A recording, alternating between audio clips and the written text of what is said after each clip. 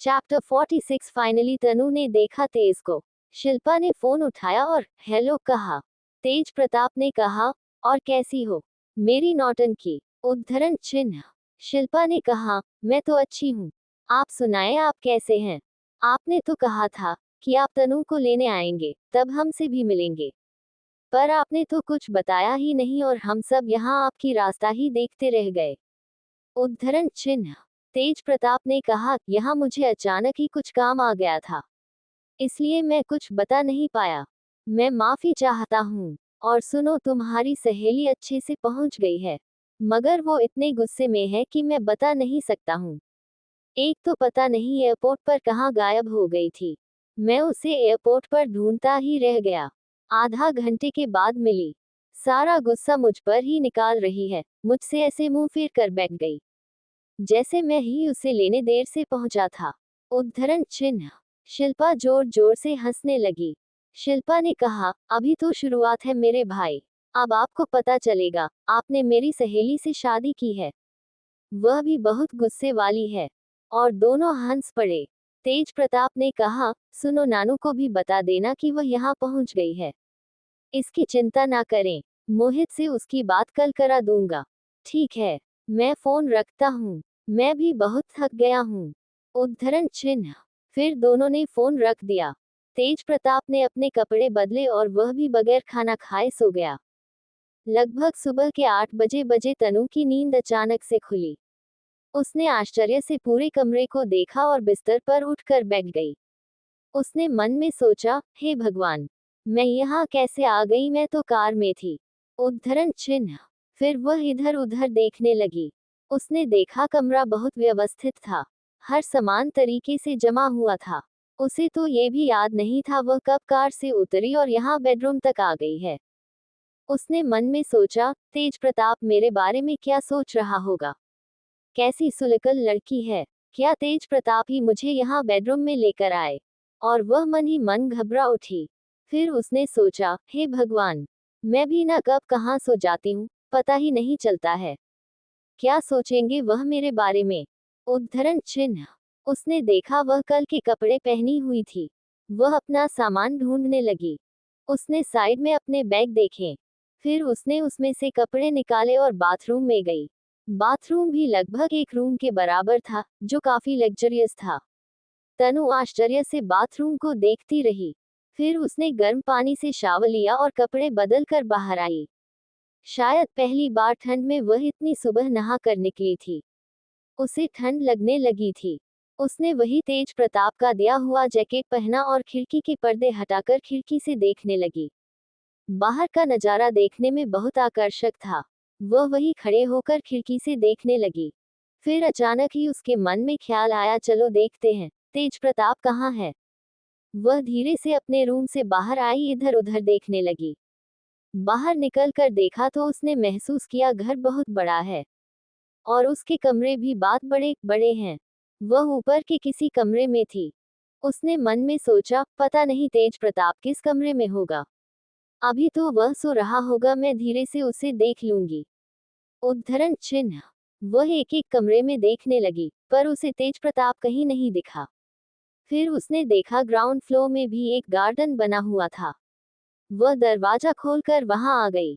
वहां एक झूला था। तनु गार्डन में झूले को देखकर बहुत खुश हुई और उसमें बैठ गई।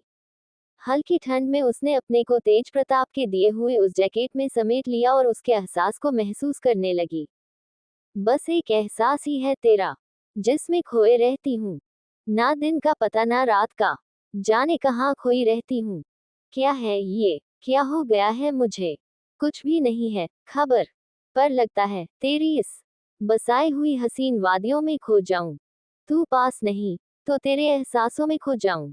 उद्धरण चिन्ह। वह सामने अलग अलग तरह के फूलों के पौधे को देख रही थी। कई फूल ऐसे थे जो इंडिया में उसने नहीं देखे थे। काफी समय के बाद तनु इस तरह सुबह जागी थी। उसे बहुत सुकून लग रहा था। उसे लगा जैसे कई दिनों की टेंशन अब खत्म हो गई हो। वैसे ही झूला झूलने लगी।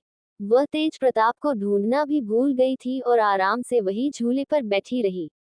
तभी पीछे से उसे किसी नौकर की आवाज आई। नौकर ने इंग्लिश में कहा, ma'am please come in a dining area for breakfast और यू वांट इट हियर। उद्धरण चिन्ह।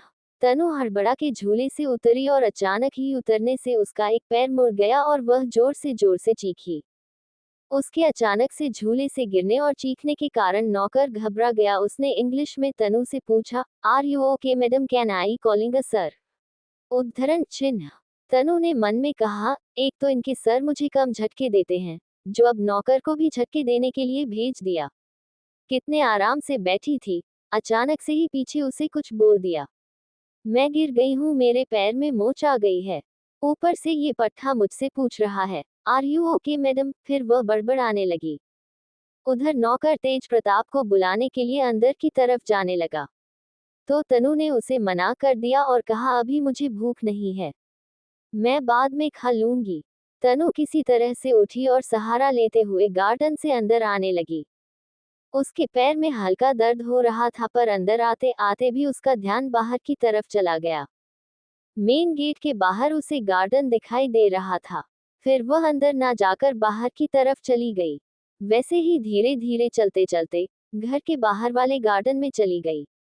वहां अभी भी कुछ लोग वॉक कर रहे थे, कुछ अपने डॉगी को खिला रहे थे, तो कुछ और पसंद बैठकर गप्पे मार रहे थे।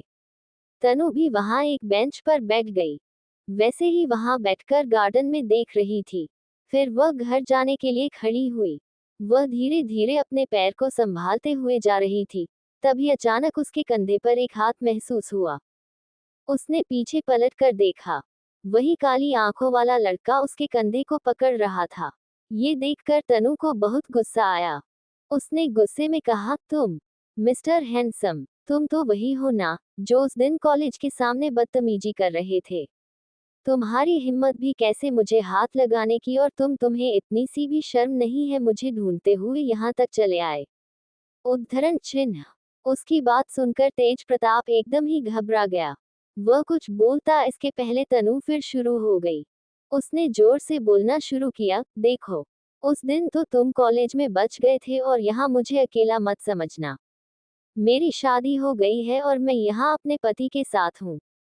खबरदार जो मेरे करीब आने की कोशिश की तो। उद्धरण चिन्ह। अब तेज प्रताप को समझ में आ गया था कि तनु ने उसे नहीं पहचाना है।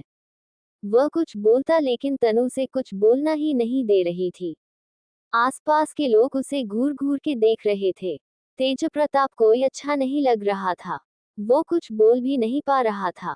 तनु फिर बोली, कितने बेशर्म हो तुम, अभी तक यही खड़े हो, जाते हो कि यहाँ के लोगों को इकट्ठा करूं। बदतमीज कहीं के। उद्धरण चिन्ह। तेज प्रताप ने जब ये देखा कि तनु चुप ही नहीं हो रही है और सब लोग उसे ऐसे घूर घूर कर देख रहे हैं, जैसे वह कोई गुंडा है और एक लड़की को छोड़ने के लिए खड़ा है, तब उसे चुप कराने के लिए तेज प्रताप ने अपने कदम आगे बढ़ाए। ये देखकर तनु घबरा गई। उसने अपने कदम पीछे करते हुए कहा, देखो मेरे करीब आने की कोशिश भी मत करना, और कदम पीछे करते ही वह लड़खड़ा कर गिर पड़ी। उसने तेज प्रताप को देखा और गुस्से में कहा, मुझे गिरा के अब तुम्हारा जी भर गया होगा। अब यहाँ खड़े क्या हो, जाओ यहाँ से। उद्धरण चिन्ह। तेज प्रताप ने उसे गुस्से में पकड़ा और उसके मुंह पर हाथ रखकर धीरे से उससे बोला, तनुजा, अब बस भी करो, यहाँ मेरा तमाशा मत बनाओ। देखो यहाँ सब कितना घूर घूर कर हमें देख रहे हैं। उनको लग रहा है मैं तुम्हें छेड़ रहा हूँ। प्लीज जितना गुस्सा है वह घर में जाकर निकाल लेना। उद्धरण चिन्ह। तेज प्रताप की बात सुनकर तनु उसे आश्चर्य से देखने लगी। अभी उसका दिल 100 की स्पीड में धड़क रहा था। उसे कुछ समझ नहीं आ रहा था। तेज प्रताप ने उसके मुंह से हाथ हटाया और उससे कहा, अब यदि तुमने पूरी भड़ास निकाल ली है अपनी और चलने लायक हो तो चलो, नहीं तो मैं जा रहा हूँ। उद्धरण चिन्ह। तनु ने घबराते हुए कहा, तुम तेज हो, मेरा मतलब आप तेज प्रताप है। उद्धरण चिन्ह। तेज प्रताप ने कहा, तुम तो ऐसे बोल रही हो जैसे मुझे कभी देखा ही नहीं है। मुझे पता है, तुम कल का गुस्सा जानबूझकर मुझ पर निकाल रही हो ना। अब चल रही हो या यहीं पर ही रहोगी। उद्धरण चिन्ह। हेलो दोस्तों, आशा करती हूँ आपको यह उपन्यास पसंद आ रहा होगा। आगे जानने के लिए जुड़े रहिए पॉकेट एफएम से और पढ़िए contract marriage I melt with you का अगला चैप्टर। उद्धरण चिन्ह। चैप्टर 47 तनु के पैरों का दर्द और तेज प्रताप की कैर। तेज प्रताप ने कहा, तुम तो ऐसे बोल रही हो जैसे मुझे कभी देखा ही नहीं है।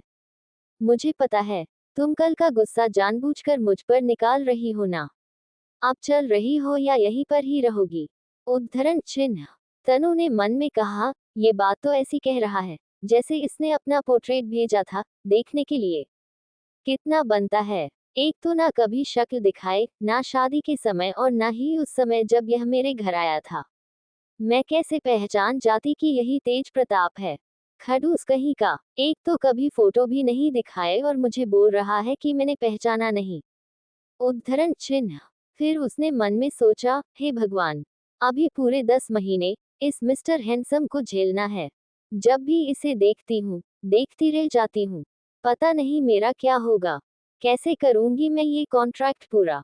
उद्धरण चिन्ह। तनु ने धीरे से कहा, मेरे पैर में थोड़ा दर्द था, जिससे एक तो मैं धीरे धीरे यहाँ तक आई थी। किसने कहा था मेरे कंधे को पीछे से पकड़ने के लिए? मैं घबरा गई थी, इसलिए उल्टा सीधा बोल दिया, सॉरी। और फिर उसने अपना सिर नीचे कर लिया। तेज प्रताप मुस्कुरा दिया। उसने कहा, सॉरी, यदि तुम्हें बुरा लगा हो तो आगे से कभी ऐसा नहीं करूंगा। फिर उसने तनु के बगैर बोले उसे गोद में उठाया और घर की तरफ चल पड़ा। तनु ने अपने हाथों को तेज प्रताप के गले में डाल रखा था, पर तनु की हिम्मत ही नहीं हो रही थी कि सिर उठाकर उसे देखें।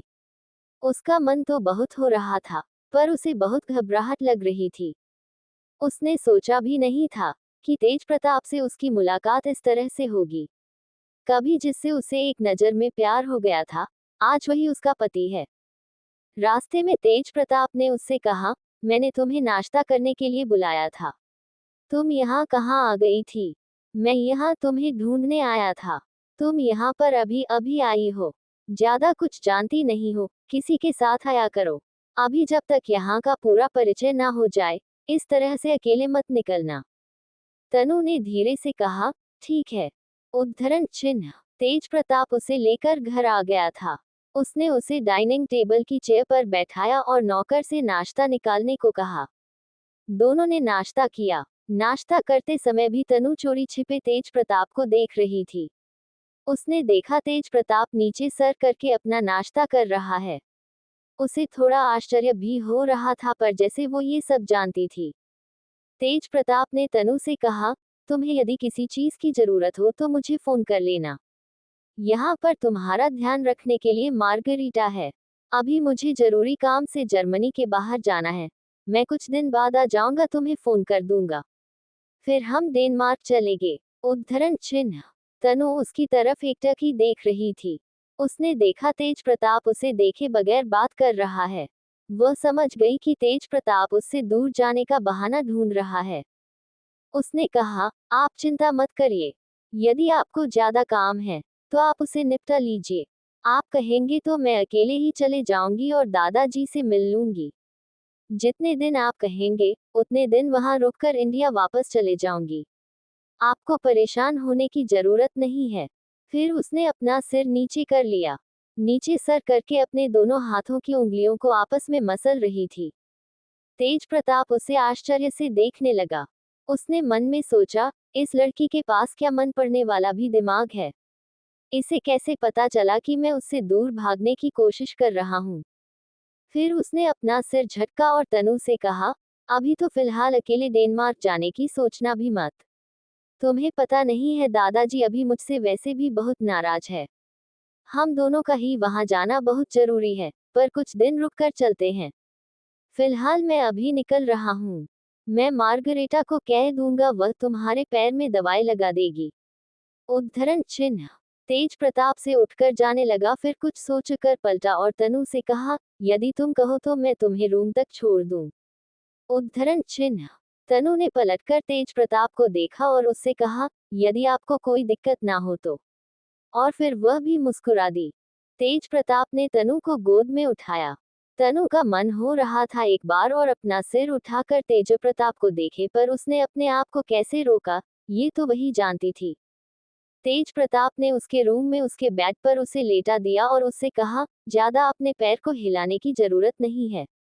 और फिर वहां से चला गया। उसके जाने के बाद तनु ने मन में कहा, कितना खड़ूस आदमी है। एक तो इसके कारण मैं गार्डन में गिर गई। मेरे पैर में पहले तो सिर्फ हल्का दर्द था, लगता है अब मोच आई है, और एक बार पूछा भी नहीं कहीं दर्द तो नहीं हो रहा है। कुछ नहीं तो दवाई लगा देता मेरे पैर में, मगर नहीं, इसे तो कट लगता है। देखो कैसे मुझे बगैर देखे बात करता है, जैसे कि मुझे देख लेगा तो इसकी आंखें फूट जाएंगी। उद्धरण चिन्ह। फिर उसने ये ख्याल झटका और तेज प्रताप की पहली और दूसरी मुलाकात के बारे में सोचने लगी। उसे याद आया था पहली बार जब मिली थी तब उसने तेज प्रताप की कॉलर पकड़कर उसे कितना सुनाया था। फिर दूसरी बार जब उसने उसकी आंखों में देखा था तो देखती रह गई थी। फिर वह मन ही मन मुस्कुरा उठी। फिर उसने हाथ जोड़कर भगवान को पता नहीं कितनी बार धन्यवाद दिया और कहा, हे भगवान, तुमने इतने हैंडसम और प्यारे इंसान को सिर्फ 1 साल के लिए मेरे गले में क्यों बांधा? क्या बिगाड़ा है मैंने तुम्हारा? प्लीज तुमसे विनती है, इस कॉन्ट्रैक्ट को फाड़ दो, जला दो, गुमा दो, कुछ भी कर दो, पर इसे मेरी जिंदगी से दूर मत जाने देना। उद्धरण चिन्ह। उसने अपने दिल पर हाथ रख कर कहा, मुझे नहीं पता था वह काली आंखों वाला हैंडसम सा आदमी मेरा पति है। वाकई बहुत सुंदर है। और वह मुस्कुराने लगी। मुझे नहीं पता था। मैं पहली बार जिस आदमी के प्रति इतनी आकर्षित हुई थी, वह आदमी ही मेरी जिंदगी में आ गया है। वाकई मैं बहुत खुशनसीब हूँ। उद्धरण चिन्ह। फिर अचानक ही उसके मन में ख्याल आया, पर मुझे भूलना नहीं है, मैंने उसके साथ कॉन्ट्रैक्ट साइन किया है। उद्धरण चिन्ह। फिर उसने कहा, ये सब मेरे साथ ही क्यों होता है?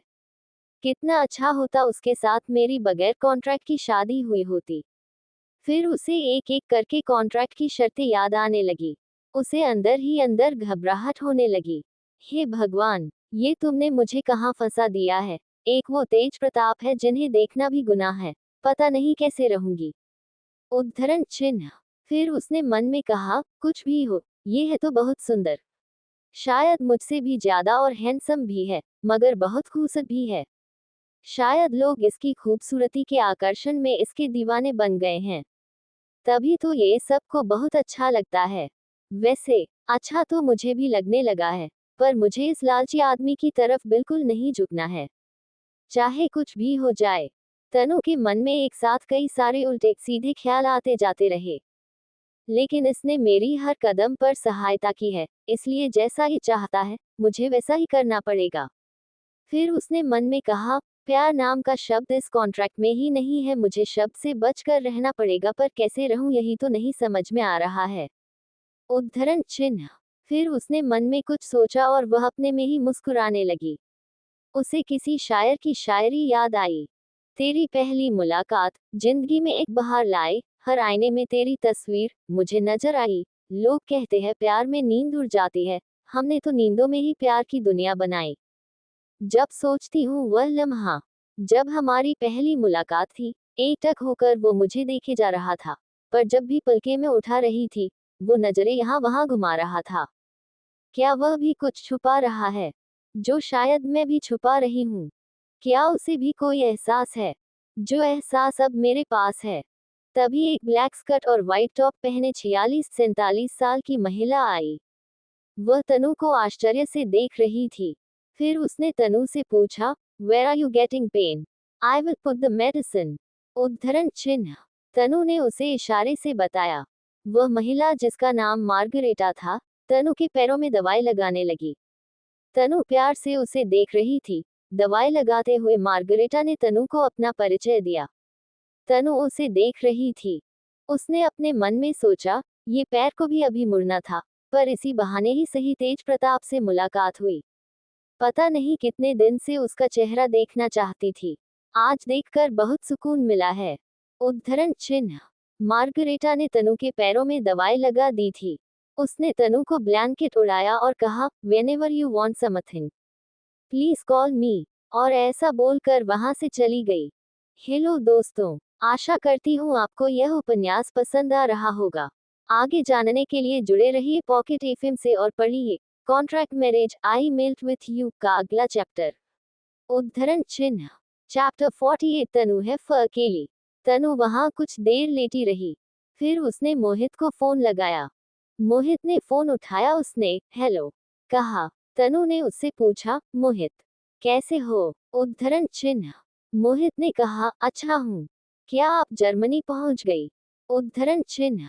तनु ने आश्चर्य से कहा, पर तुम्हें कैसे पता मैं जर्मनी आने वाली हूँ? उद्धरण चिन्ह। मोहित ने हंसते हुए कहा, मेरे पास रोज ही जीजू का फोन आता है। उन्होंने बताया कि आप जर्मनी आने वाली है। आप तो मुझे बताना ही भूल गई थी। आपको पता है जीजू ने मेरा एडमिशन यही ऑस्ट्रेलिया में करवा दिया है। मैं अपना 11th 12th यही ऑस्ट्रेलिया में रहकर पढ़ लूंगा। अभी कुछ ही दिन हुए क्लास अटेंड करते। ऑनलाइन क्लास लगती है। यहाँ बहुत अच्छे से पढ़ाते हैं। मुझे बहुत मजा आया पढ़ने में।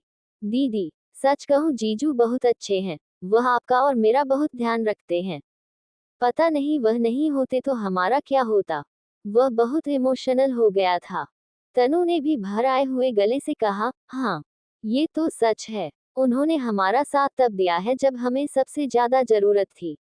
और फिर वह थोड़ी देर के बाद बात बदलते हुए बोली, तुम्हें वहाँ का खाना पीना अच्छा लग रहा है या नहीं? उद्धरण चिन्ह। मोहित बोला, हाँ जीजू ने यहाँ एक इंडियन कुक रखा है। वह मेरे लिए इंडियन खाना बनाता है। ऐसा लगता है जैसे इंडिया का खा रहा हूँ। बहुत अच्छा बनाता है। बिल्कुल मॉम की तरह। और उसकी आंखें भर आई। उद्धरण चिन्ह। तनु ने उससे कहा, तुम परेशान मत हो। ज्यादा उदास भी मत हो। तुम जल्दी ठीक हो जाओगे और हम सब साथ में रहेंगे। अब सब ठीक है। उद्धरण चिन्ह। मोहित ने कहा, हाँ दीदी, पर कभी कभी मम्मी पापा की बहुत याद आती है। फिर उसने अपने दुख के लम्हों को छोड़ा और बात बदलते हुए तनु से कहा, और आपको पता है, जीजू तो आए थे मुझसे मिलने और उन्होंने कहा है मेरी तबीयत ठीक होते वह मुझे डेनमार्क ले जाएंगे। हम सब साथ में रहेंगे। उद्धरण चिन्ह। तनु ने कुछ सोचते हुए कहा, हाँ, ऐसा ही होगा। उद्धरण चिन्ह। फिर मोहित ने कुछ सोचते हुए कहा, दीदी, वैसे एक बात कहूँ? उद्धरण चिन्ह। तनु ने कहा, हाँ बोलो। उद्धरण चिन्ह। मोहित ने कहा, यदि आज मम्मी पापा होते और आप उन्हें जीजू से मिलाती तो शायद वो बहुत ज्यादा खुश होते। उन्हें ढूंढने पर भी इतने अच्छे जीजू नहीं मिलते। उनकी जितनी तारीफ की जाए कम है। आपको स्पेशल थैंक्स, आपने मेरे लिए इतने अच्छे जीजू को ढूंढा। उद्धरण चिन्ह। तनु ने कहा, अब तो उनकी ज्यादा तारीफ मत कर, नहीं तो वह बिगड़ जाएंगे। और फिर दोनों हंसने लगे। तनु ने कहा, तुम अपने खाने पीने का और अपनी पढ़ाई का ध्यान रखना। उद्धरण चिन्ह। फिर उसने कहा, तुम्हारा ट्रीटमेंट अच्छा चल रहा है ना? उद्धरण चिन्ह। मोहित ने कहा, एकदम फर्स्ट क्लास। मैं जल्दी ठीक हो जाऊंगा। दीदी, और आप मेरी चिंता मत करना। वैसे जीजू भी मुझसे मिलने आने वाले हैं। आप भी उनके साथ आ जाती तो बहुत अच्छा लगता। उद्धरण चिन्ह। तनु ने कहा, मैं आऊंगी। अच्छा ठीक है, अब मैं फोन रखती हूँ। और दोनों ने फोन रख दिया। फोन रखकर तनु फिर बड़बड़ाने लगी। उसने मन में कहा, मेरे भाई को भी पटा लिया। देखो रोज रोज फोन लगाता है। उससे मिलने ऑस्ट्रेलिया भी चला जाता है। अरे मुझे तो कभी बता दिया होता। पर नहीं, मैं तो उसकी कुछ लगती ही नहीं हूँ। और यहाँ मुझसे तो बिल्कुल बात ही नहीं करता है। बात क्या करता है, शक्ल भी नहीं देखना चाहता है। भगवान, यह मुझे डेनमार्क लेकर जाएगा भी या नहीं? मुझे तो लगता है यह मुझसे दोबारा मिलने ही नहीं आएगा। ऐसे घबरा रहा था जैसे कोई लड़की हो। मेरी तरफ देखता भी नहीं है। उद्धरण चिन्ह। तनु ऐसे ही थोड़ी देर बड़बड़ाती रही और सोचती रही अब उसे क्या करना है। फिर उसने सोचा, चलो शिल्पा को फोन लगा लेते हैं। वह अभी फ्री होगी। उद्धरण चिन्ह। फिर उसने शिल्पा को फोन लगाया। शिल्पा ने फोन उठाया। उसने हेलो कहा। तनु ने कहा, और कैसी है मेरी जान? उद्धरण चिन्ह। शिल्पा बोली, अभी ठीक नहीं हूँ यार। तुझे पता है आज क्या हुआ? सुबह सुबह पापा ने फरमान सुना दिया। उनके किसी दोस्त के बेटे से मेरी शादी कराएंगे। ना जान ना पहचान ऐसे भी कहीं शादी होती है। मैं तेरी तरह शादी नहीं करना चाहती। तुझे तो बहुत अच्छा पति मिला है। पर मेरा भाग्य पता नहीं अच्छा है या नहीं। कह रहे थे शादी के बाद बेंगलुरु जाना है। खुद ही से सारा कुछ डिसाइड कर लिया और अभी अगले महीने सगाई है। ऐसा भी कहीं होता है यार? उद्धरण चिन्ह। तू समझा ना पापा को। मुझे ऐसे ही शादी नहीं करनी है। उद्धरण चिन्ह। तनु ने कहा, अंकल ने इतना बड़ा फैसला ले लिया और तुमसे पूछा भी नहीं। उद्धरण चिन्ह। शिल्पा बोली, हाँ यार, लेकिन मैं भी कुछ बोल नहीं पाई। उनका कहना है उस लड़के को अच्छे से जानते हैं, वह मेरा पापा और मम्मी का भी ध्यान रखेगा। फिर उसने गहरी सांस ली। उद्धरण चिन्ह। तनु बोली, यदि अंकल ने कहा है तो एक बार उस लड़के से मिलने में बुराई क्या है। हो सकता है वह अच्छा लड़का हो और तुम ऐसे ही उसे गलत समझ रही हो। उद्धरण चिन्ह। शिल्पा ने कहा, ठीक है, अब तू कहती है तो मैं मिलूंगी। और हाँ, तुम अच्छे से पहुंच गई हो, यह मुझे कल रात में भाई ने बता दिया था। उद्धरण चिन्ह। तनु ने आश्चर्य से कहा, क्या भाई ने बता भी दिया?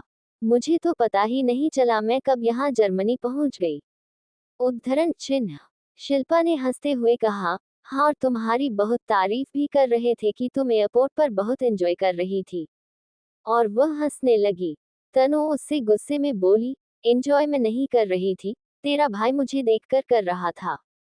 पता है कितना देर से लेने आया था। मेरे मन में तो इतने बुरे बुरे ख्याल आ रहे थे। मुझे लगा तेरा भाई मुझे छोड़कर भाग गया। मैं कैसे वहां रही मैं ही जानती हूँ। ऐसे पागलों के समान तेरे भाई को ढूंढ रही थी। ना तो उसका फोन लग रहा था और ना अरुण का। आधे घंटे से भी ज्यादा समय से मैं उन दोनों को ढूंढ रही थी। उन लोगों का कुछ भी अता पता नहीं था। मेरी तो आंखें भर आई थी। उद्धरण चिन्ह। शिल्पा बोली, हाँ, तबीयत से गुस्से में थी और मेरा भाई बोल रहा था कि तुम उसकी शक्ल भी नहीं देख रही थी। अब इतना भी बुरा नहीं है मेरा भाई। ऐसा भी तो हो सकता है वह भी तुम्हें इतनी देर से ढूंढ रहा हो। जानती हो वह मुझसे कभी झूठ नहीं बोलता। कल उसने मुझे बताया कि वह पागलों के जैसे तुम्हें ढूंढ रहा था। तुम एक तो वहां पहली बार गई थी। उसे इतनी घबराहट हो रही थी कि कहीं तुम्हें कुछ हो तो नहीं गया ना। एक तो तुम्हारा फोन नहीं लग रहा था और ना ही तुम दिख रही थी, और जब मिली तो तुम उसके ऊपर गुस्सा करने लगी। उद्धरण चिन्ह।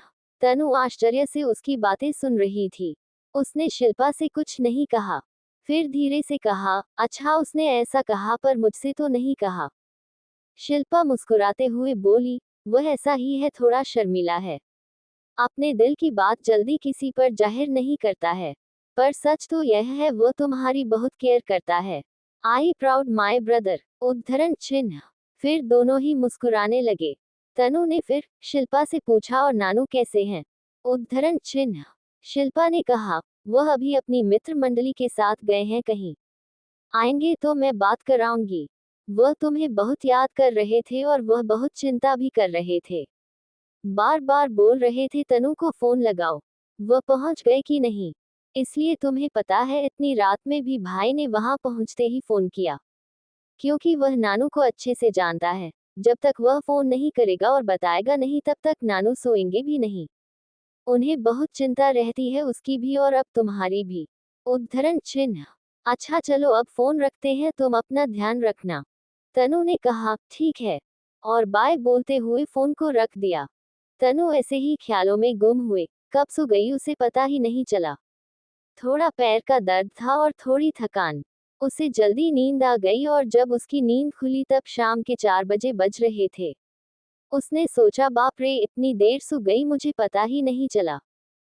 फिर वह धीरे से उठी, उसने अपने पैर को जमीन पर रखा। अभी भी उसके पैर में दर्द था। उसने मन में कहा, अब तो इसी दर्द के सहारे जीना है। फिर वह थोड़ी उदास हो गई। वह धीरे धीरे अपने को संभालते हुए रूम के बाहर आई। शाम होते होते उसे अब बहुत अकेलापन लगने लगा था। 1-2 दिन में ही तनु के पैरों का दर्द ठीक हो गया था। वहां पर मार्गरेटा के अलावा एक कुक और एक नौकर भी था। सभी मिलकर तनु का बहुत ध्यान रखते थे। पर तनु का वहां मन ही नहीं लगता था। वह लगभग रोज ही मोहित, शिल्पा और नानू को फोन लगाकर बात किया करती थी। ऐसे ही कब धीरे धीरे 15 दिन निकल गए तनु को पता ही नहीं चला। हेलो दोस्तों, आशा करती हूँ आपको यह उपन्यास पसंद आ रहा होगा। आगे जानने के लिए जुड़े रहिए पॉकेट एफएम से और पढ़िए contract marriage I melt with you का अगला चैप्टर। चैप्टर 49। तेज प्रताप आया घर वापस। तेज प्रताप ने इस बीच तनु से कोई बात नहीं की थी। वह अपने काम में थोड़ा उलझ गया था। उसका भी काम में मन नहीं लगता था। उसे डर था कि ज्यादा बात करने या मिलने से शायद वह तनु की तरफ आकर्षित ना हो जाए। दादू उसे वहां तनु को लाने कह रहे थे और तेज प्रताप उन्हें अपने काम का बहाना करके मना कर देता था। तनु का बहुत मन होता था कि उससे फोन पर बात करें, पर बार बार वह अपने आप को रोक लेती थी। हर बार कॉन्ट्रैक्ट की शर्तें बीच में आ जाती थी। इन दिनों में तनु ने खाना पीना और कम कर दिया था। वह ज्यादातर घर के गार्डन में झूले में बैठकर किसी सोच में गुम हो जाया करती थी या कुछ समय के लिए घर के पास वाले गार्डन में चली जाती थी। उसका मन पेंटिंग बनाने में भी नहीं लगता था। ऐसे ही एक दिन वह सुबह ठीक उठी, उसे अचानक ही चक्कर आने लगे। उसने मार्गरेटा को आवाज लगाई। मार्गरेटा आई। तनु ने उससे कहा उसे वॉशरूम जाना है। फिर मार्गरेटा उसे संभालते हुए वॉशरूम ले गई। फिर वहां से वापस आकर उसने कहा, ये टेप में पानी क्यों नहीं आ रहा है? उद्धरण चिन्ह। मार्गरीटा ने कहा, सुबह तो आ रहा था, एक बार देख लेती हूँ। उद्धरण चिन्ह। फिर वह तनु को बेड पर बिठाकर नल चेक करने गई। उसने चेक किया, वाकई पानी नहीं आ रहा था। उसने कहा, मैं चेक करके आती हूँ। थोड़ी देर के बाद वह वापस आई। उसने कहा, मैडम आपके बाथरूम का टैंक लीक हो रहा है, उसकी रिपेयरिंग करा देंगे, तब तक के लिए आप दूसरे रूम में शिफ्ट हो जाए। उद्धरण चिन्ह। तनु ने पूछा, ठीक है, पर किस रूम में जाना है? उद्धरण चिन्ह। मार्गरेटा ने कुछ सोचते हुए कहा, आप सर के रूम में चले जाए। उद्धरण चिन्ह। तनु ने घबराते हुए कहा, नहीं, मैं वहां नहीं जा सकती। उद्धरण चिन्ह। मार्गरेटा ने कहा, एक दो दिन की बात है वैसे भी। सर अभी नहीं है, वह जब आएंगे तब तक मैं दूसरा रूम सेट कर दूंगी। अभी उनके रूम के अलावा बाकी का कोई भी रूम आपके हिसाब से सेट नहीं है। वैसे भी सर ने आपका बहुत ख्याल रखने के लिए कहा है, इसलिए आप उन्हीं के रूम में शिफ्ट हो जाए। उद्धरण चिन्ह। तनु ने कुछ सोचते हुए कहा, ठीक है, आज रात में वहीं रुक जाऊंगी, पर कल सुबह तक तुम दूसरा रूम सेट कर देना। उद्धरण चिन्ह। मार्गरेटा ने तनु को संभालते हुए उठाया और तेज प्रताप के रूम की तरफ चली गई। तेज प्रताप का रूम तनुजा के रूम के बगल में ही था। वह भी तनुजा के रूम के समान बड़ा और हवादार था। उसमें बहुत सारी खिड़कियां थी और खिड़कियों से दूर दूर तक हरियाली नजर आ रही थी। उसकी एक खिड़की से बाहर वाला गार्डन भी दिखता था। उसने मन में कहा, ये तो सबसे सुंदर है, और वही बेड पर बैठ गई। मार्गरेटा तनु के लिए चाय और नाश्ता लाने के लिए चली गई। वह तनु के लिए चाय और बिस्किट लेकर आई। तनु ने बिस्किट नहीं खाए, बल्कि सिर्फ चाय पी। मार्गरेटा उसे आश्चर्य से देख रही थी। उसने कहा, मैडम आप तो खाना भी ठीक से नहीं खाती हैं। आप सुबह का नाश्ता भी नहीं करती है। आप कुछ नहीं खा रही है। यदि आप कुछ फ्रूट खाना चाहती हैं तो मैं आपके लिए ले आती हूँ। उद्धरण चिन्ह। तनु ने कहा, नहीं, मुझे भूख नहीं है। अब तुम जाओ, परेशान मत हो। मुझे कुछ चाहिए होगा तो मैं तुम्हें बुला लूंगी। मार्गरेटा वहां से चली गई। उसके जाने के बाद तनु धीरे से उठी और कमरे में देखने लगी। वह कमरा बहुत ही सलीके से जमा हुआ था। एक भी चीज इधर से उधर नहीं थी। इससे एक चीज तो तनु के समझ में आ गई थी कि तेज प्रताप को सारी चीजें जमी हुई पसंद है। उसने मन में कहा, मुझे भी अपना और अपनी चीजों को ऐसे ही ध्यान से रखना सीखना होगा। ये तो बहुत अच्छी आदत है। फिर उसका ध्यान तेज प्रताप के रूम से लगे स्टडी रूम की तरफ गई। वह धीरे धीरे स्टडी रूम की तरफ चली गई। उसने देखा वहां पर हजारों की तादाद में किताबें रखी हुई थी। ऐसा लग रहा था जैसे एक बड़ी लाइब्रेरी हो। तनु आश्चर्य से उन किताबों को देखने लगी। फिर उसने बंगाली राइटर शिवानी की बुक उठाई। ये उसकी फेवरेट राइटर थी। वे अपनी कहानियों को बहुत अच्छे ढंग से लिखती थी। उनकी यह बुक तो उसने कभी पढ़ी नहीं थी, इसलिए तनु ने वह बुक उठा ली। वह बुक लेकर धीरे धीरे बेड पर आई, लेटकर आराम से बुक पढ़ने लगी। उसने एक ही पेज पढ़ाया था कि अचानक से चक्कर आने लगे। वह बुक को वही बगल में रखकर पानी पीकर ऐसे ही सो गई। मार्गरेटा कई बार चक्कर लगाकर गई थी। वह तनु को खाना खाने के लिए बोलना चाहती थी, पर तनु सो रही थी, इसलिए उसने उससे कुछ नहीं कहा। उसने रूम की लाइट ऑफ की और वहां से चली गई। रात के 10 बजे बजने लगे थे। मार्गरीटा टेबल पर खाना लगाकर सोने जाने वाली थी, तभी बेल बजी। मार्गरीटा ने दरवाजा खोला। तेज प्रताप अपना बैग और जैकेट लेके अंदर आया। उसने मार्गरीटा से पूछा, तनु की तबीयत कैसी है? वो ठीक तो है ना? पता नहीं क्यों ऐसा लगा जैसे उसकी तबीयत ठीक नहीं है। उद्धरण चिन्ह। मार्गरीटा कुछ बोलती इससे पहले उसने दूसरा सवाल किया, क्या तनु ने खाना खा लिया? उद्धरण चिन्ह। मार्गरीटा ने बताया, नहीं सर, मैडम तो सुबह से ही सो रही है। शायद उनकी तबीयत ठीक नहीं है। उन्होंने कुछ नहीं खाया। मैंने कई बार कहा पर वह कुछ खाने ही नहीं चाहती थी। उद्धरण चिन्ह। तेज प्रताप ने झल्लाते हुए कहा, अब लगता है उसके पीछे मुझे खाने के लिए भी लगना पड़ेगा। लड़की अपना ध्यान भी नहीं रख सकती। सुबह से नाश्ता करके ऐसे ही भूखे सो गई। फिर उसने अपने साथ लाया बैग सोफे में रखा और मार्गरीटा से उसे रखने के लिए कह दिया। उसने सोचा पहले फ्रेश हो जाता हूँ, फिर उसके बाद तनु को उठाने जाऊंगा। वह अपने रूम की तरफ चला गया। मार्गरीटा कुछ बोलती उससे पहले ही तेज प्रताप अपने रूम की तरफ चला गया। अपने रूम में आया। उसका ध्यान तनु पर नहीं गया था। हाथ मुंह धोने के बाद जब वापस बाथरूम से बाहर आया तब उसका ध्यान तनु पर गया। उसने मन में कहा, यह मछली मेरे कमरे में क्या कर रही है? वह तनु के करीब आया। तनु का चेहरा देखने में कुछ बीमार सा लग रहा था। तेज प्रताप ने अपने हाथों से उसके सिर को छुआ। उसे महसूस हुआ कि तनु को तेज बुखार है। उसने मार्गरेटा को आवाज दी। मार्गरीटा तेजी से ऊपर आई। तेज प्रताप ने उससे कहा, मैंने तुमसे कहा था मैडम का ध्यान रखना, मगर ना तो तुमने उसके खाने पीने का ध्यान रखा और ना ही इनकी किसी तरह की केयर की। देखो उनको कितना तेज बुखार है और तुम्हें पता भी नहीं चला। क्या कर रही थी तुम? तेज प्रताप मार्गरीटा के ऊपर चिल्लाने लगा। तेज प्रताप इस तरह से कभी किसी से बात नहीं करता था, पर आज जाने उसे क्यों बहुत गुस्सा आ गया। मार्गरेटा नीचे सर करके धीरे से बोली, सॉरी सर, पर मैंने मैडम को खाना खिलाने की बहुत कोशिश की थी। मैडम खाना ही नहीं खा रही थी और मुझसे कहा कि तुम जाओ, जब मुझे जरूरत होगी मैं बुला लूंगी, तुम तभी आना। मैं सुबह मैडम को नाश्ता देने के बाद गई थी। उसके बाद कई बार खटखटाने पर भी मैडम ने दरवाजा नहीं खोला। मैंने रात में चेक किया था, मैडम बुक पढ़ते सो गई थी। मैंने उनकी बुक को टेबल पर रखी, तब तक उन्हें बुखार नहीं था। सर, जब से आप गए हैं मैडम तो खाना ही नहीं खाती हैं। बहुत बार बोलने पर भी हमेशा कहती है भूख नहीं है। मैं क्या कर सकती हूँ, और आज बुखार चढ़ा ये भी मुझे नहीं पता चला। उद्धरण चिन्ह। तेज प्रताप ने उससे चिढ़ते हुए कहा, तो क्या बुखार मुझे देखकर चढ़ गया? इतने दिन से मैडम ठीक से खाना नहीं खा रही है और आज जब मैं पूछ रहा हूँ तुम तब बता रही हो। तुम्हें पहले फोन करके बताते नहीं बना? और एक बात बताओ, मैडम यहाँ क्या कर रही है? उनके रूम में कुछ प्रॉब्लम हो गई क्या? उद्धरण चिन्ह। मार्गरेटा ने कहा, हाँ सर, उनके बाथरूम में पानी नहीं आ रहा था, इसलिए मैंने ही मैडम को यहाँ आने कहा था। मैं सुबह ही दूसरा रूम रेडी कर दूंगी। उद्धरण चिन्ह। तेज प्रताप ने कहा, वैसे ये यहाँ नहीं आती तो शायद इसकी तबीयत खराब है, यह मुझे पता ही नहीं चलता। तुम जाओ और कुछ खाने के लिए लेकर आओ, मैं तब तक दवाई निकाल लेता हूँ। फिर वह दवाई निकालने के लिए चला गया।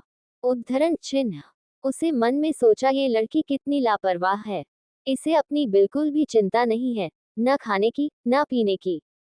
अजीब लड़की है ये। अपने मन में सोचा, जब से यहाँ से गया था पता नहीं क्यों मेरा काम में मन ही नहीं लगता था। कैसे 15 दिन निकाले मैं ही जानता हूँ। कल तो दादाजी ने आने की धमकी दी है, कैसे उन्हें मना कर पाया मैं ही जानता हूँ। कल इसे लेकर डेनमार्क भी जाना है और आज इसकी तबीयत खराब है। पर पता नहीं क्यों 1-2 दिन से तो इतनी घबराहट हो रही थी, ऐसा लग रहा था जैसे ये किसी परेशानी में है। मेरे साथ ऐसा क्यों होने लगा है, मुझे कुछ समझ में नहीं आता है। उद्धरण चिन्ह। मार्गरीटा गरम खाना लेकर आई और वहां टेबल पर रखकर वापस चली गई। उसके जाने के बाद तेज प्रताप सोचने लगा, तनु को कैसे उठाएं। उसने तनु को आवाज लगाई। एक ही आवाज में तनु अचानक से हड़बड़ा कर उठ गई। उसने अपने सामने तेज प्रताप को देखा और उससे कहा, हे भगवान, अब तो मुझे सपने में भी तेज दिखने लगे हैं। यहाँ सामने बैठे भी दिख रहे हैं, या फिर मैं ही पागल हो गई हूँ। उसकी हरकत देखकर तेज प्रताप हंसने लगा। हेलो दोस्तों, आशा करती हूँ आपको यह उपन्यास पसंद आ रहा होगा। आगे जानने के लिए जुड़े रहिए पॉकेट एफएम से और पढ़िए contract marriage I melt with you का अगला चैप्टर। उद्धरण चिन्ह। चैप्टर 50 तेज है मिस्टर हैंडसम। एक ही आवाज में तनु अचानक से हड़बड़ा कर उठ गई। उसने अपने सामने तेज प्रताप को देखा और उससे कहा, हे भगवान, अब तो मुझे सपने में भी तेज दिखने लगे हैं। यहाँ सामने बैठे भी दिख रहे हैं या फिर मैं ही पागल हो गई हूँ। उसकी हरकत देखकर तेज प्रताप हंसने लगा। हंसते हुए तेज प्रताप और भी हैंडसम लग रहा था। हंसने से उसके गालों पर डिंपल पड़ते थे। उसने उससे कहा, अब यदि आप सपने से जाग गई हो तो प्लीज खाना खा लो और ये दवाई भी खा लो। उद्धरण चिन्ह। तनु ने कहा, तो क्या सचमुच आप यही है? उद्धरण चिन्ह। तेज प्रताप ने कहा, हाँ, मैं यही हूँ, भूत नहीं हूँ। अब चलो उठो, साथ में खाना खाते हैं। मुझे बहुत तेज भूख लगी है और वैसे भी मैं सुबह ब्रेकफास्ट के बाद कुछ नहीं खा पाया। आज लगातार मीटिंग थी, बहुत थकान भी लग रही है, इसलिए जल्दी खाना खा लो। मुझे बहुत नींद भी आ रही है। उद्धरण चिन्ह। तनु मना करना चाहती थी, पर मना नहीं कर पाई। उसे इतनी रात में खाना खाने की आदत नहीं थी, पर खाना सामने देखकर उसे भूख भी लग रही थी। फिर दोनों ने खाना खाया। तेज प्रताप ने उसे दवाई दी और फिर कुछ सोचते हुए कहा, तुम यहाँ सो जाओ, मैं किसी दूसरे रूम में सो जाऊंगा। उद्धरण चिन्ह। तनु ने कहा, नहीं, आप अपने रूम में ही सोइए, मैं चले जाती हूँ, और वह उठने की कोशिश करने लगी। उद्धरण चिन्ह। फिर उसकी तबीयत को देखते हुए तेज प्रताप ने कहा, नहीं, तुम यही आराम करो, मैं कहीं और सो जाऊंगा। उद्धरण चिन्ह। तेज प्रताप ने कह तो दिया था, पर उसे अपने रूम के अलावा और कहीं नींद भी नहीं आती थी। तनु वही बिस्तर पर लेट गई। उसका बदन टूट रहा था। हाथ पैरों में उसे बहुत दर्द हो रहा था। वैसे ही लेटी रही। उसे नींद नहीं आ रही थी। उसे बार बार तेज प्रताप की चिंता लग रही थी कि पता नहीं वह कहाँ सोया होगा। उसे याद आया कि मार्गरीटा ने बताया था, तेज प्रताप और किसी कमरे में नहीं सोता है। तनु को बिल्कुल भी अच्छा नहीं लग रहा था। धीरे धीरे उसका फीवर बढ़ रहा था। वह आंख बंद करके ऐसे ही लेट गई। तभी कमरे में कुछ आहट हुई, मगर उसने अपनी आंखें नहीं खोली। उसने अपने पास एक जानी पहचानी खुशबू को महसूस किया। वह समझ गई थी, तेज प्रताप उसके पास है। उसका दिल जोरों से धड़कने लगा। उससे मन में सोचा, अब तेज यहाँ क्यों आए हैं? और उसे घबराहट होने लगी। अचानक ही उसे अपने सिर पर गीली पट्टी महसूस हुई। उसने धीरे से अपनी आंख खोली। उसने देखा तेज प्रताप उसके सिर पर गीली पट्टी रख रहा है। उसने तेज प्रताप से कहा, आप परेशान मत होइए, अभी थोड़ी देर में मेरा फीवर उतर जाएगा। वैसे ही कभी कभी चढ़ जाता है। उद्धरण चिन्ह। तेज प्रताप ने शांत स्वर में कहा, आंख बंद करके चुपचाप लेट जाओ, अभी थोड़ी देर में नींद आ जाएगी। और वैसे भी बुखार तो आना ही था। तुम अपने खाने पीने का ध्यान जो नहीं रखती हो। तुम इतनी लापरवाह हो, मैं सोच भी नहीं सकता। मुझे इस तरह की लापरवाही बिल्कुल पसंद नहीं है। मैं नहीं चाहता जब तक तुम इस कॉन्ट्रैक्ट में हो तुम इस तरह से बीमार पड़ी रहो। उद्धरण चिन्ह। तनु आश्चर्य से उसकी बातें सुनती रही। फिर अपनी भारी हो गई पलकों के साथ उसने कहा, सॉरी, आगे से मैं खाने पीने का ध्यान रखूंगी। उद्धरण चिन्ह। फिर उसने तेज प्रताप से अपने सिर पर पट्टी रखने के लिए मना किया। तनु के मना करने के बाद भी तेज प्रताप उसके सिर की पट्टियां बदल रहा था। तनु को बहुत बुरा लग रहा था। उसने तेज प्रताप से कहा, प्लीज, अब आप रहने दीजिए। आप सुबह से ऑफिस में ही थे, बहुत थक गए होंगे, इसलिए अभी आप आराम करिए। वाकई मेरा फीवर जल्दी उतर जाएगा। उद्धरण चिन्ह। तेज प्रताप ने फिर उसका सिर और हाथ को छूकर देखा, उनका टेम्परेचर अभी थोड़ा नॉर्मल था। उसने गीली पट्टी रखना बंद कर दी और उससे कहा, तुम बुरा तो नहीं मानोगी एक बात कहूं? उद्धरण चिन्ह। तनु ने कहा, कहिए। तेज प्रताप ने कहा, मुझे अपने बेड के अलावा और कहीं नींद नहीं आती है। यदि तुम बुरा ना मानो तो यहाँ बीच में तकिया लगाकर साइड में सो जाऊं। उद्धरण चिन्ह। तनु आश्चर्य से इसे देख रही थी।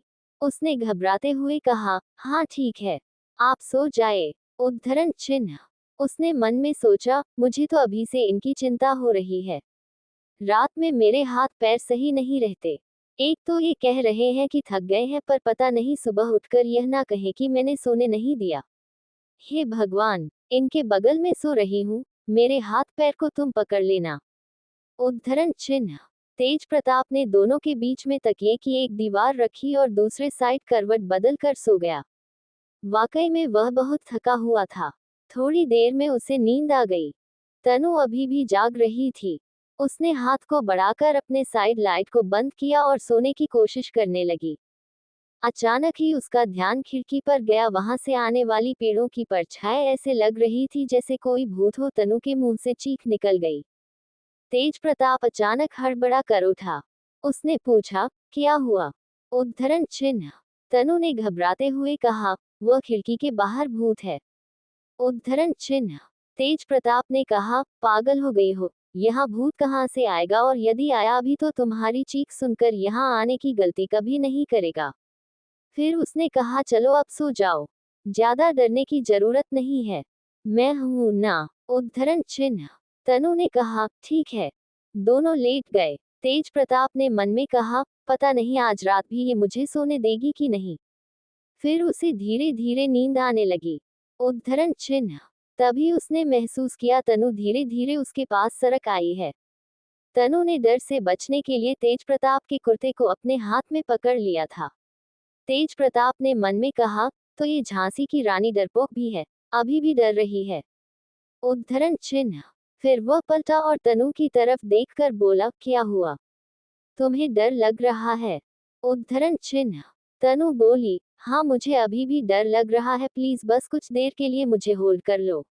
उन दोनों के बीच अभी भी तकिए की दीवार थी। तेज प्रताप उसे कुछ देर देखता ही रहा। फिर उसने मन में कहा, ये सीधे तरह से मुझे सोने नहीं देगी। हे भगवान, मैं कितनी कोशिश करता हूँ उससे दूर रहने की, पर पता नहीं क्या क्या कारण निकल आते हैं। या तो यह वाकई डर गई है या फिर डरने का नाटक कर रही है, पर नाटक जैसा मुझे कुछ समझ में नहीं आ रहा है। उद्धरण चिन्ह। फिर उसने तकिए को हटाकर किनारे किया और तनु को अपने पास खींचा। फिर उससे कहा, सिर्फ थोड़ी देर, उसके बाद चुपचाप दूर जाकर सो जाना, समझी तुम? उद्धरण चिन्ह। तनु ने कहा, ठीक है। फिर तेज प्रताप उसे पकड़कर सो गया। तेज प्रताप के पास होने से तनु की भी नींद कब लग गई उसे पता ही नहीं चला। सुबह के 9 बजे बज रहे थे। तेज प्रताप की अचानक नींद खुली। वह हड़बड़ा कर उठा। उसकी हड़बड़ा कर उठने से तनु भी उठ गई। उसका फीवर भी उतर चुका था।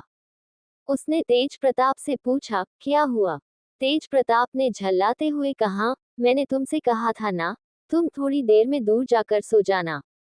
देखो तुम्हारे कारण मुझे देर हो गई। मैं कभी इतनी देर सोता नहीं हूँ। उद्धरण चिन्ह। तनु ने कहा, पता नहीं कैसे मेरी नींद लग गई। उद्धरण चिन्ह। फिर तेज प्रताप हड़बड़ाते हुए उठा और कहा, मेरी आज की मीटिंग कैंसिल हो गई थी, इसलिए मैं वापस आया था। पर मुझे ऑफिस में बहुत जरूरी काम है और आज मुझे समय पर पहुंचना था। तुम्हारे कारण 9 तो यही बज गया। तनु ने उसे मासूमियत से पूछा, पर मैंने क्या किया? उद्धरण चिन्ह। तेज प्रताप ने कहा, उफ, इतना चिपक कर सोने किसने कहा था? फिर वह झल्लाते हुए अपने कपड़े निकालकर वॉशरूम की तरफ चला गया। तनु अपने सिर को पकड़कर बोली, अजीब पागल है, मैं थोड़े ना पकड़ी थी, यही तो मुझे पकड़ कर सो गया था और नाम मेरा लगा रहा है। मैंने क्या किया? मैंने इससे ये थोड़ी ना कहा था कि मुझसे चिपक कर सो जाओ। मैंने तो बस थोड़ी देर होल्ड करने कहा था। खुद गलती करता है, नाम मेरा लगाता है, खड़ूस कहीं का। और वह धीरे से बैच से नीचे उतरी। बैच से नीचे उतरते ही तनु को चक्कर आने लगे। वह फिर वापस सिर पर हाथ रखकर बेड पर बैठ गई। थोड़ी देर ऐसे ही बैठे रही। तेज प्रताप नहाकर निकला। उसने तनु को ऐसे सिर पर हाथ रखे बैठे देखा। उसने पूछा, क्या हुआ? अभी भी तबीयत ठीक नहीं हुई है?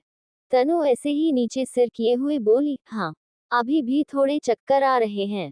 उद्धरण चिन्ह। तेज प्रताप थोड़े गुस्से में बोला, और मत खाना खाना, ऐसे ही भूखे रहा करो। जब और भी ज्यादा चक्कर आएंगे ना, तभी तुम्हें अक्ल आएगी। सीधे तरीके से बोलूंगा तो समझ में तो आएगा नहीं। और वह टोवेल से अपना सर पोंछने लगा। तनु ने उसकी तरफ गुस्से में देखा और कहा, तो क्या हाथी घोड़ा बनकर दिन भर खाते रहूं। पर जब तनु का ध्यान उसके चेहरे पर पड़ा तो तनु उसकी तरफ देखती ही रह गई। फिर जल्दी से उसने अपना सर झटका। उसने मन में कहा, ये मिस्टर हेंडरसन तो मेरी जान ही ले लेंगे। पूर्ण विराम उद्धरण चिन्ह। हेलो दोस्तों, आशा करती हूँ आपको यह उपन्यास पसंद आ रहा होगा। आगे जानने के लिए जुड़े रहिए पॉकेट एफएम से और पढ़िए contract marriage I melt with you का अगला चैप्टर। उद्धरण चिन्ह।